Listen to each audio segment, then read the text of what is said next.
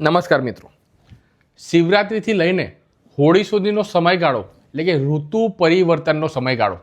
સવારે આપણે જોયું હશે, સવારના સમયમાં 6-7 વાગ્યાની આજુબાજુ ઠંડકનો અહેસાસ થાય. ત્યારબાદ બપોરે 12-1-2 વાગ્યાની આજુબાજુ પુષ્કળ પ્રમાણમાં ગરમી લાગે અને રાત્રે જતાં પાછું ટેમ્પરેચર ડાઉન જાય, એટલે કે રાત્રે પાછો ઠંડીનો અહેસાસ. આ બદલાતી ઋતુની અંદર નાનાથી લઈને મોટા દરેક લોકો મિત્રો બીમાર પડતા હોય છે અને તેની અંદર ખાસ કરીને મિત્રો કફ, શરદી, ઉધરસ અને એ તકલીફ નાનાથી લઈને મોટા બધા લોકોને મિત્રો સતાવતી હોય છે.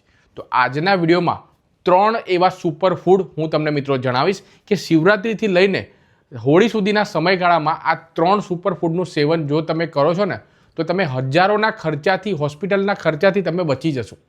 તમારે કરવાનું કંઈ નથી, આ 3 સુપર ફૂડનું સેવન તમારે કરવાનું છે.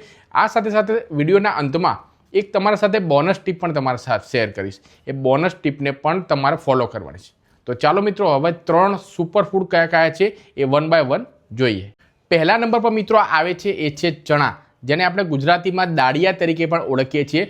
માર્કેટમાં આપણને ઘણા બધા ફ્લેવરવાળા ચણા તમને મળી રહેતા હોય છે, જેમ કે હળદરવાળા ચણા આવે છે, હિંગવાળા ચણા આવે છે, અજમાવાળા ચણા, ઘણા બધા ફ્લેવરવાળા ચણા મળે. પરંતુ તમારે જે તમને ભાવતા હોય એ ચણા તમે ખાઈ શકો છો. અને જો તમને કોઈ ફ્લેવરવાળા ના ભાવતા હોય તો માર્કેટમાં તમને ઇઝીલી રોસ્ટેડ ચણા તો તમને મળી જ જશે, તો તમારે લઈ આવવાના છે. અને જ્યારે પણ સાહેબ તમને ભૂખ લાગે ત્યારે પડીકા અને ફાસ્ટ ફૂડ ખાધા વગર આ ચણાનું સેવન, અને એ પણ ખાસ કરીને મિત્રો આ શિવરાત્રિથી લઈને હોળી સુધી તમે કરી લેજો. આ ચણાની અંદર કાર્બોહાઈડ્રેટ, પ્રોટીન, ફાઇબર અને કેલ્શિયમ ભરપૂર માત્રામાં જોવા મળે છે, જે તમારા ઓવરઓલ બોડીને, ટૂંકમાં એટલું જ કહીશ કે આ ચણા માથાથી લઈને પગ સુધી તમારા બોડીને સ્વસ્થ અને એકદમ હેલ્ધી રાખશે. અને સાથે સાથે મિત્રો આ બદલાતી ઋતુમાં, બદલાતી સિઝનમાં કફજન્ય જે રોગો થતા હોય છે તેની સામે પણ લડવાની તાકાત આપશે અને આખો દિવસ તમને એક એનર્જેટિક રાખશે. ત્યારબાદ મિત્રો બીજા નંબર પર આવે છે એ છે ખજૂર. ખજૂર આપણને 12 માસ તો મળી જ રહે છે, પરંતુ આ જે સિઝન છે અને ખાસ કરીને હોળી આવવાની હોય ને ત્યારે પહેલાં ઢગલે ને ઢગલે આપણે માર્કેટમાં ઇઝીલી તમને જોવા મળી જશે. આપણા વડવાઓ, આપણા દાદી દાદા આ બધી વસ્તુનું સેવન કરતા હતા, જેથી કરીને સ્વસ્થ રહેતા હતા, બીમાર જલ્દી પડતા નહોતા. પરંતુ અત્યારે મિત્રો જમાનો ફાસ્ટ ફોરવર્ડ થઈ ગયો છે.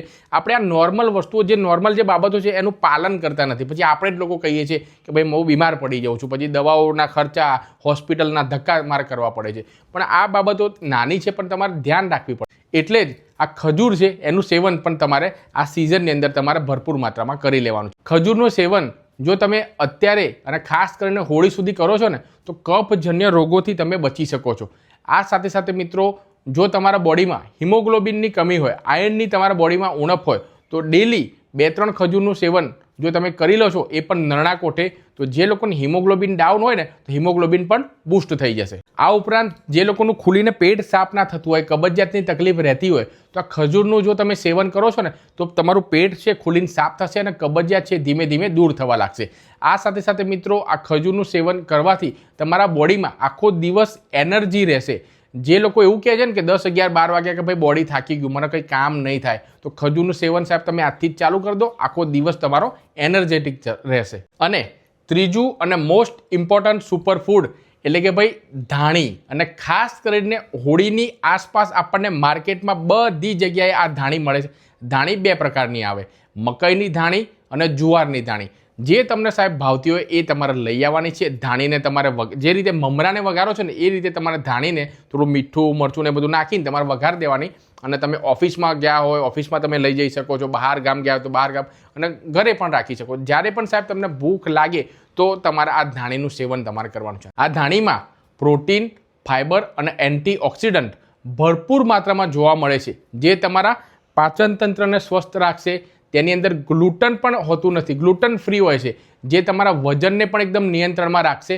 અને સાથે સાથે મિત્રો ખાસ કરીને આ બદલાતી સિઝનમાં કફજન્ય જે રોગો થતા હોય છે, જેમ કે ગળામાં કફ જામી જવો, છાતીમાં કફ જામી જવો, શરદી, ઉધરસ, આ બધી સમસ્યાઓથી પણ મિત્રો તમને દૂર રાખશે. તો આ સિઝનમાં આ 3 સુપર ફૂડનો ભરપૂર ફાયદો ઉઠાવી લો અને આજથી જ સેવન જો તમે ચાલુ કરી દેશો ને તો હજારોના ખર્ચાથી તમે બચી જશો, કારણ કે કફ ને બધું થઈ જશે. ઉધરસ ઘણા લોકોના અઠવાડિયું 15 દિવસ સુધી મિત્રો ઉધરસનો કફ મટતો નથી.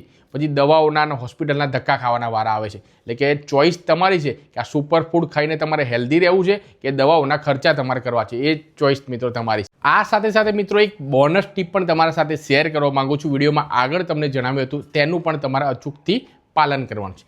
બોનસ ટીપમાં મિત્રો એટલું જ છે કે આ બદલાતી સિઝનમાં ઘણા બધા લોકોના કફજન્ય રોગો થતા હોય છે. તેના પાછળ મુખ્ય કારણ જવાબદાર છે એ છે ઠંડી વસ્તુઓનું સેવન. બદલાતી ઋતુમાં ઠંડા પીણા, ઠંડુ પાણી, ફ્રીજનું, આઈસ્ક્રીમ, કોલ્ડ ડ્રિંક, ઠંડા એકદમ ચિલ્ડ, ઘણા લોકો તો એકદમ ચિલ્ડ એકદમ ઠંડા પીણા પીતા હોય છે, જેના કારણે મિત્રો આ બદલાતી ઋતુમાં ઘણા બધા લોકોનું ગળું પકડાઈ જાય છે અને તેમાંથી ધીમે ધીમે કફ, ઉધરસ, ખાંસી, શરદી ઘર કરી જાય છે. તો બે હાથ જોડીને એક વિનંતી કરવા માંગુ છું કે આ બદલાતી ઋતુમાં આ બધી વસ્તુઓનું ત્યાગ કરવાનું છે અને સાથે પૂરતા પ્રમાણમાં દિવસમાં તમારે પાણી પીવાનું છે અને બહારના ફાસ્ટ ફૂડનો બને ને એટલે તમારે અવોઇડ કરવાનું છે. હા, મેરેજની સિઝન અત્યારે ચાલી રહી છે, કોઈ મેરેજમાં જવાનું થાય, બહારનું જમવાનું થાય, કોઈ દિવસ તમે ખાઈ લો ચાલે, નો ડાઉટ, પરંતુ એને હેબિટ ના બનાવી લેતા. શક્ય હોય તેટલું તમારે ફાસ્ટ ફૂડને ટાળવાનું છે અને તમને આગળ જે 3 સુપરફૂડ જણાવ્યા ને એ સુપરફૂડનું તમારે ભરપૂર આ સિઝનની અંદર તમારે સેવન કરવાનું છે. બસ આ બાબતનું તમારે ધ્યાન રાખવાનું છે. વિડીયો સારો અને ઇન્ફોર્મેટિવ લાગ્યો હોય તો તમામ મિત્રો સાથે જરૂરથી શેર કરજો. આપ આ વિડીયો ક્યાંથી જોઈ રહ્યા છો નીચે કોમેન્ટમાં મને જરૂરથી જણાવજો